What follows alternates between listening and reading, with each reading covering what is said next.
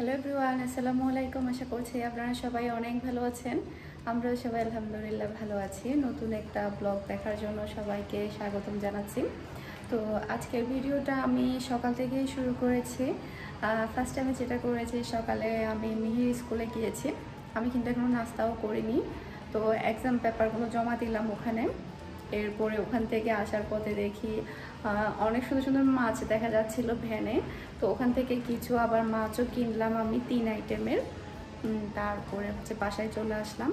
তো এরপরে এখনও নাস্তাও করা হয়নি। আমি কি মাছ কিনেছি আপনাদের সাথে শেয়ার করছি। এই যে এখন আমি কিচেনে চলে আসলাম। তো সকালে আন্টি এসে একদম কাজকর্ম যা যা করে আর কি, আন্টি সচরাচর ওগুলো সবই করে গিয়েছে উনি। তো দেখাচ্ছি কি মাছ কিনেছি আমি। এখানে আমি ইলিশ মাছ কিনেছি। এখানে এই যে 2টা ইলিশ মাছ, 2টাতে 1 কেজি হয়েছে। একটা একটু বড় সাইজের আর একটা একটু ছোট। তো এখানে এটাতে মেবি ডিম আছে, মানে ডিমওয়ালা মাছ আর কি। ডিমওয়ালা মাছ কিন্তু খুব একটা বেশি মজা হয় না, কেমন হয়েছে জানি না। এরপরে আমি এখানে চিংড়ি মাছ নিয়েছি 1/2 কেজি। এরপরে আমার খুবই পছন্দের একটা মাছ কিনেছি, এটা লটিয়া মাছ। এটা কিনেছি 1 কেজি। তো ভালো লেগেছে, কিনে নিয়ে এসেছি। তো এখন দুপুরে রান্না করব। ফার্স্টে আমি এখন এগুলো ঢুকিয়ে রাখবো, এরপরে আমি সকালে নাস্তাটা করব।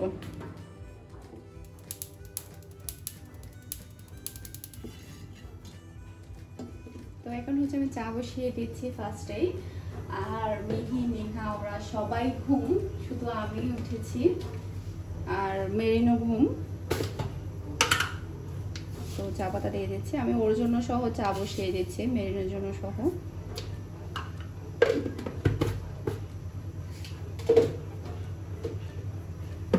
আমি একসাথে বসিয়ে দেব, মানে চিনি দুধ এগুলো সবই একসাথে দিয়ে দিচ্ছি, যেহেতু জাস্ট 2 কাপ চা বানাবো।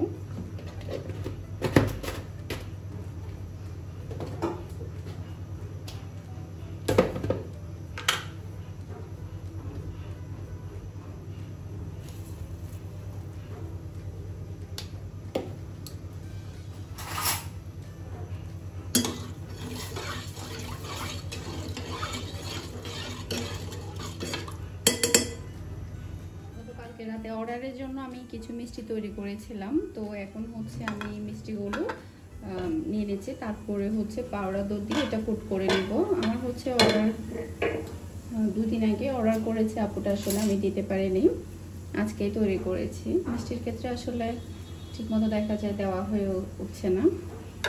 কালোজাম মিষ্টির অর্ডার ছিল।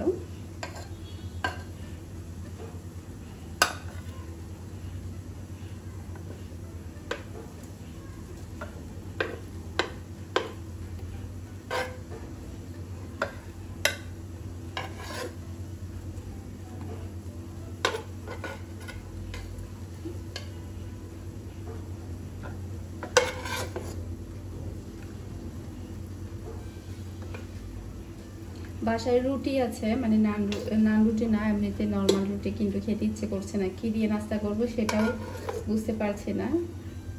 সকালের নাস্তা আসলে অনেক বেশি করে যে খেতে ইচ্ছে করে না।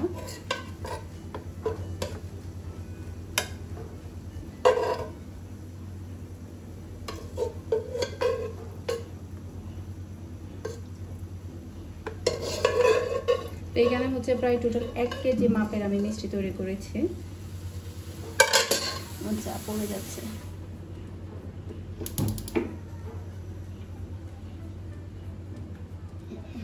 ওকে,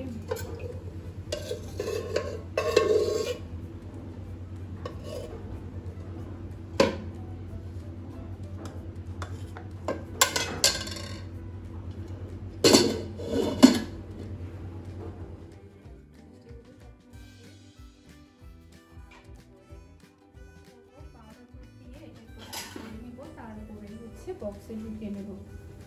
অনেকের কিন্তু প্রবলেম থাকে কালোজাম মিষ্টি তৈরি করতে, মানে বিভিন্ন টিপস দেওয়ার পরও দেখা যায় প্রবলেম দেখা যায়। তারপর ইনশাল্লাহ আমি অনেকে আবার বলে যে মেজারমেন্টটা মেপে বললে মানে সুবিধা হয়। তো ইনশাল্লাহ ট্রাই করব মেপে আপনাদের সাথে রেসিপি শেয়ার করার।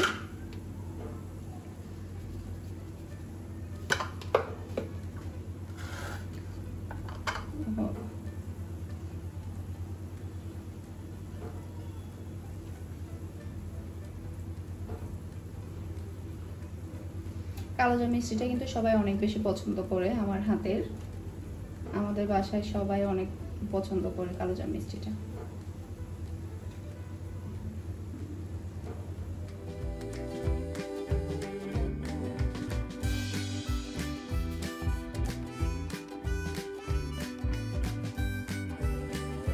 এখানে হচ্ছে আমার একটা কার কেকের অর্ডার ছিল, কার কেকটা আমি অলরেডি কমপ্লিট করে ফেলেছি।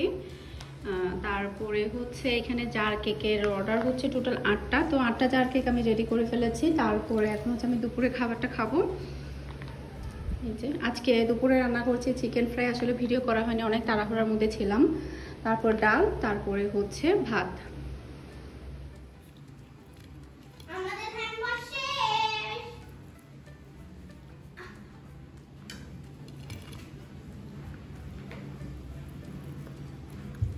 আমাদের হ্যান্ড ওয়াশ করা শেষ।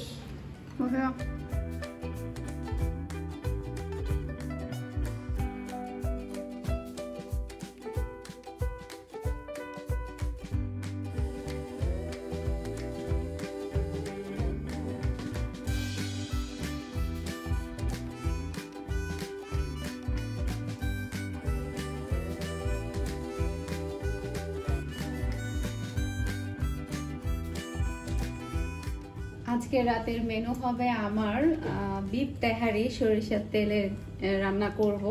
তো মাংসটা অলরেডি আমি কেটে নিয়েছি, ক্লিন করে নিয়েছি, এখন জাস্ট হচ্ছে আমি মাংসটা বসিয়ে দেব। তো রেসিপিটা আপনাদের সাথে আমি শেয়ার করছি আমি কিভাবে বিফ তেহারি রান্না করি।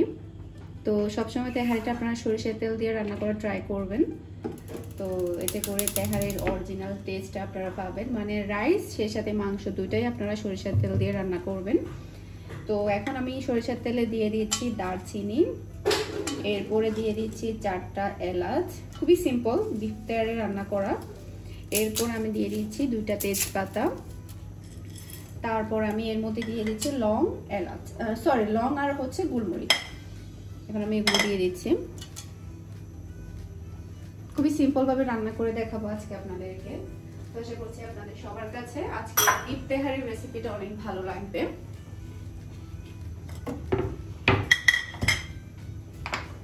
তো এখন হচ্ছে আমি দিয়ে দিব পেঁয়াজ কুচি। এখানে হচ্ছে আমি বড় সাইজের 2টা পেঁয়াজ কুচি করে নিয়েছি।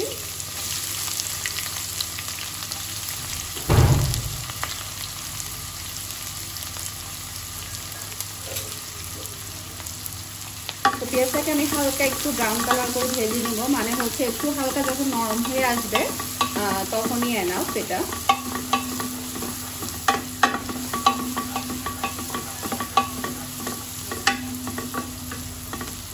এখানে হচ্ছে পেঁয়াজটা হালকা একটু নরম হয়ে এসেছে, এখন আমি এর মধ্যে দিয়ে দিব আদা রসুন বাটা। এখানে আমি 2 চা চামচের মতো আদা রসুন বাটা দিয়ে দিচ্ছি, আর একটু দিই। আমি এখানে টোটাল 3 চা চামচের মতো আদা রসুন বাটা দিয়েছি। তো এটাকেও আমি হালকা একটু করে কষিয়ে নিব, যাতে করে আদা রসুনের যে একটা কাঁচা ফ্লেভার থাকে ওটা যাতে চলে যায়।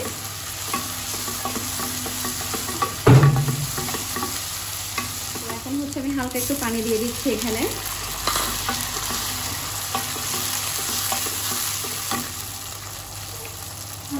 ফার্স্টে আমি দিয়ে দিচ্ছি 1/2 চা চামচের মতো জিরা গুঁড়া,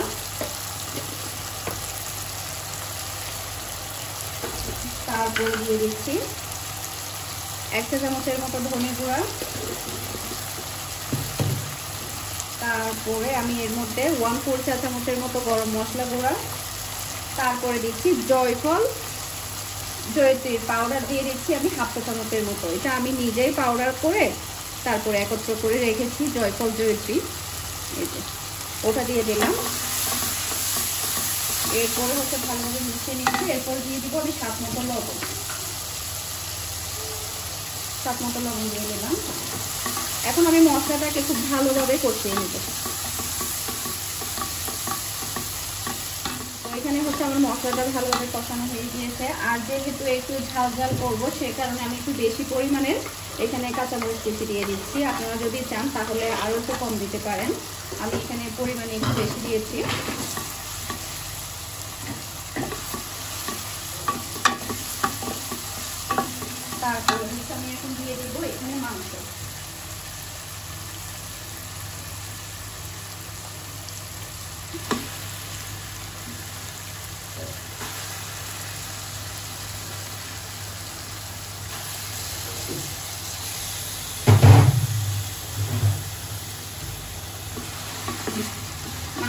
মশলার সাথে ভালোভাবে মিশিয়ে নিচ্ছি।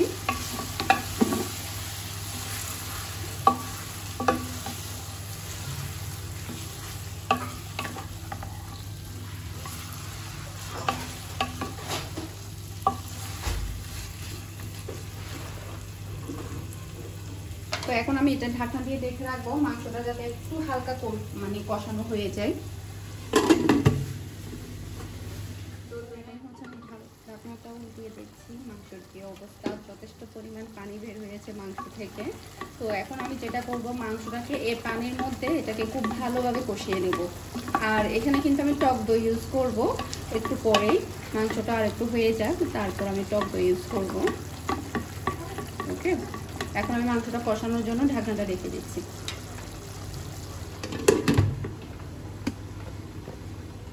পুরোপুরি আমার মাংসটা কষানো হয়ে গিয়েছে, আপনারা দেখতেই পাচ্ছেন। খুব ভালোভাবে সময় নিয়ে আমি মাংসটাকে কষিয়ে নিয়েছি, কারণ মাংসটা যত ভালোভাবে কষানো হবে তেহারি রান্নাটা তত বেশি টেস্টি হবে।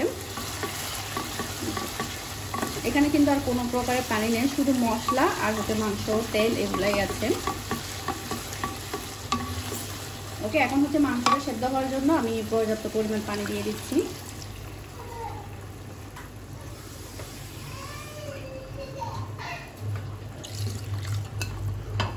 এখন আমি ঢাকনা দিয়ে রেখে দিব মাংসটা সেদ্ধ হওয়া অবধি।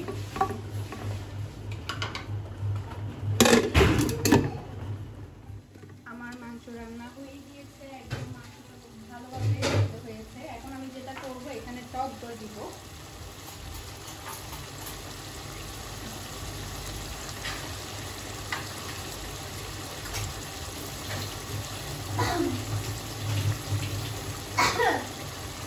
এখানে আমি টক দই দিয়ে দিচ্ছি।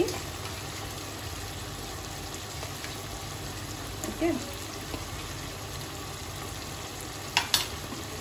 এরপরে এটাকে একটু ভালোভাবে মিশিয়ে নিচ্ছি। টক দই দিয়ে আমি এটাকে ভালোভাবে মিশিয়ে নিচ্ছি।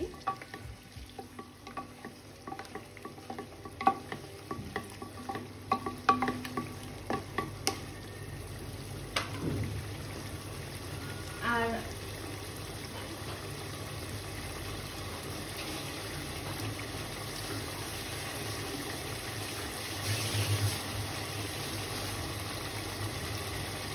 আমি এখানে কিছু আলু দিয়ে দিচ্ছি।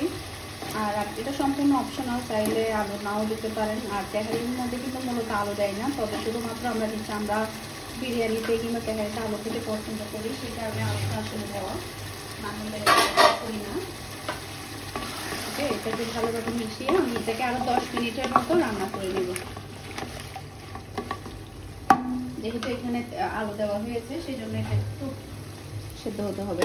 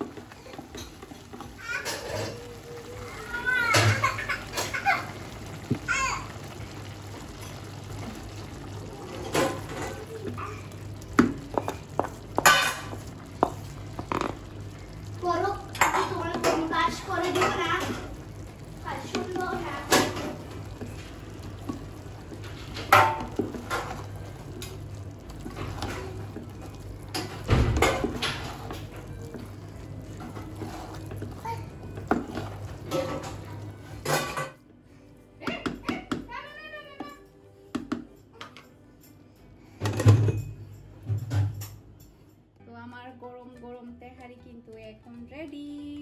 টানা। তো এখন হচ্ছে আমি এটাকে একটু উপর থেকে নিচে, নিচ থেকে উপরে নেড়ে চেড়ে দিচ্ছি। দেখতে পাচ্ছেন খুবই জড়জড়া হয়েছে ভাতগুলো। তেহারি আমার খুবই ফেভারিট একটা খাবার। আমি যখন বাইরে শপিং টপিং করতে যাই, যখন খুব বেশি খিদা লাগে বা দুপুর টাইমে হয়ে যায় কিংবা বিকেলে, তখন কিন্তু আমি বেশিরভাগ সময় তেহারি কিনে খাই। রিয়াজউদ্দিন বাজার কিংবা অন্যান্য কোথাও গেলে, মানে যেখানে কিনা এইসব খাবারগুলো পাওয়া যায়। কালারটাও মাশাআল্লাহ অনেক সুন্দর এসেছে। আপনারা এভাবে বিফ তেহারিটা ট্রাই করতে পারেন। সেম প্রসেসে আপনারা তেহারিটা চিকেন দিয়ে করতে পারবেন, আবার চাইলে মাটন দিয়ে করতে পারবেন, কোনো সমস্যা নেই। আর আলুটা আপনারা বাদ দিতে পারেন, আলুটা শুধু আমার চয়েস, আমার বাচ্চাদের চয়েস। ওকে, তো এখন হচ্ছে আমরা এটা পরিবেশন করব। তো এখন হচ্ছে আমরা রাতের খাবারটা খাবো। এটা আমি রাতেই তৈরি করেছি, বেশিরভাগ সময় আসলে রাতে রান্নাটা করা হয়। খুবই জড়জড়া হয়েছে। আর আমি 3 কাপ পরিমাণ চাল দিয়ে 1 কেজি মাংস দিয়ে রান্না করেছি, আর পানি দিয়েছি টোটাল হচ্ছে 6 কাপ। একদম বরাবর থাকবে এভাবে যদি রান্না করেন আপনারা।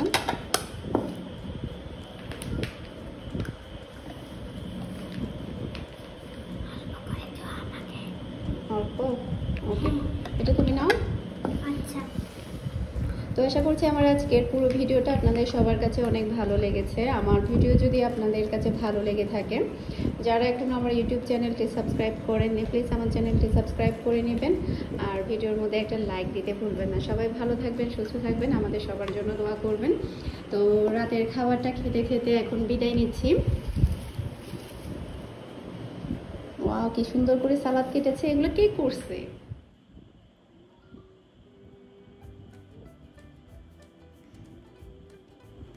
কাঁচা পেঁয়াজ মিহির বাবার অনেক বেশি পছন্দ। তো ও খেতে খেতে ওমানে থাকতে আমারও ভালো লাগতো, মানে বিরিয়ানির সাথে পোলাওর সাথে কাঁচা পেঁয়াজটা পরিবেশন করতে, খেতে। তো আপনারা সবাই বাসায় ট্রাই করবেন সিম্পল এই তেহারিটা।